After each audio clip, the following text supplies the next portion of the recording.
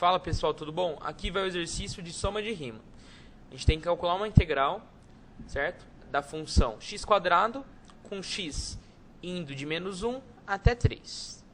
Tá bom?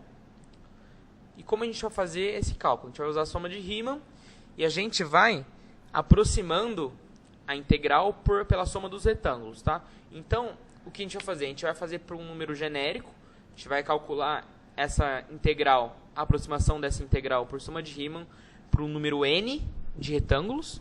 E depois no final, quando a gente calcular a gente chegar numa fórmula que calcule essa integral pelo número n, certo? De retângulos, a gente vai lá e vai jogar o n para infinito. Jogando o n para infinito, a gente vai ter essa integral exata, o valor dela é exato, tá bom? Então, primeiro de tudo, a gente vai ter que definir qual que é o nosso ΔX. ΔX é o meu intervalo, certo? Que é o b menos o a, que na verdade é 3 menos 1, que é 4, sobre o número de retângulos que eu vou ter, certo? Número de divisõezinhas.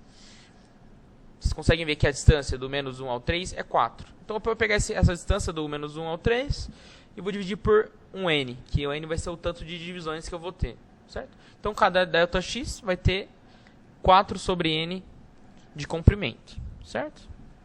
Bom, agora eu vou ter que jogar na minha fórmula da soma de Riemann, que é aquela fórmula que a gente já tinha visto, aquele somatório, tá?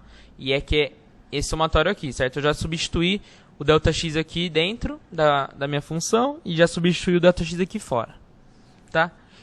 E o meu i, ele vai de 1 até n, certo? Porque eu estou somando as áreas do primeiro, do segundo, do terceiro até o enésimo retângulo. Tudo bem? Certo? Agora eu vou substituir com os dados da minha função, certo? O minha f é o x², certo? E o meu ΔX, ele vai ser 4 sobre n. Então, substituindo com os dados da minha função, certo? Aqui o ΔX fica 4 sobre n. E tudo aqui fica ao quadrado, né? Porque meu f de x é x², certo? E o ΔX aqui fora, 4 sobre n. Tudo bem? E, uma coisinha. O a, ele é menos 1. Então, eu só vim substituir o a aqui. Beleza? Agora eu vou começar a deixar isso aqui de formas mais simples, tá? Eu vou fazer primeiro o produto notável aqui, desenvolver o produto notável, fazer a distributiva e ver no que eu chego. Bom, cheguei nisso aqui, tá? Só fazendo álgebra aqui. Cheguei aqui, certo? Agora a gente vai ter que usar aquela propriedade, certo? Que o somatório da soma é a soma dos somatórios. Então eu vou fazer aquela distributivazinha de somatório aqui, tá? Chegamos nisso. Tudo bem? Bom, agora eu só vou copiar isso novamente, tá? Não mudei nada, certo? Agora, como vocês podem ver, eu vou ter que aplicar aquela propriedade da constante, certo? Então, o que não está dependendo de i, porque o i é a única coisa que varia aqui dentro do somatório, né? Então, o que não depende de i é constante. Então, o que é constante eu posso jogar para fora. Tudo bem? Então, eu vou jogar para fora esse 32 sobre n², por exemplo. Eu vou jogar para fora 64 sobre n terceira, por exemplo. Então, vai ficar dessa forma aqui. Tá? Eu joguei para fora o que é constante, tá? E deixei dentro do somatório o que está variando com o i. Tudo bem? Então, vamos lá. Ó, esse primeiro somatóriozinho, qual que é o resultado dele? O que ele é igual? Então, a gente vai ter que pensar um pouco aqui, tá?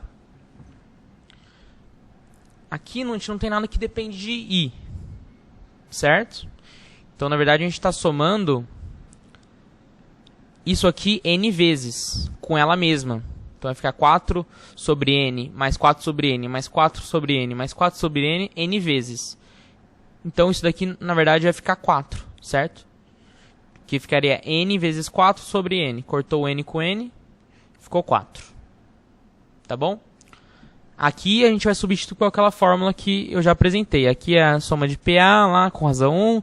E aqui é aquela soma com os termos ao quadrado, tá? Daquelas coisas que eu já passei para vocês no pré-requisito.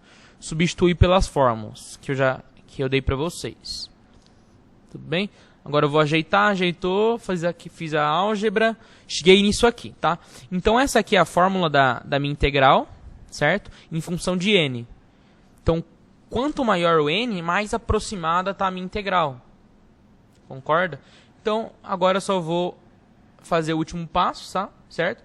Que o que eu fiz até agora foi calcular a minha integral aproximada em função de n. Agora eu vou jogar o n para infinito, que eu vou ter o valor exato da minha integral. Tudo bem? Bom, agora para finalizar o exercício, tá? Aqui eu tenho a minha integralzinha do enunciado. Aqui é a forma que... Aqui é a minha forma da integral. Quer dizer, a fórmula da minha soma de Riemann. E aqui eu estou tendendo o n para infinito. A fórmula da minha soma de Riemann vai cair nisso aqui, como a gente já chegou pelos nossos cálculos. E o limite se mantém aqui fora, tá? Com n tendendo para infinito. Tá? Tendendo n para infinito, certo? Isso aqui vai embora, isso aqui vai embora. Vou calcular daquela forma que eu mostrei para vocês naquele vídeo sobre assíntotas horizontais. Calculei, vai dar 28 sobre 3. Então a minha integral é 28 sobre 3, tá? Bom, galera, é isso. Se cair algum exercício de soma de Riemann na prova de vocês, vai cair alguma coisa dessa forma, tá? Não vai ser mais difícil que isso, tá? Um grande abraço e falou!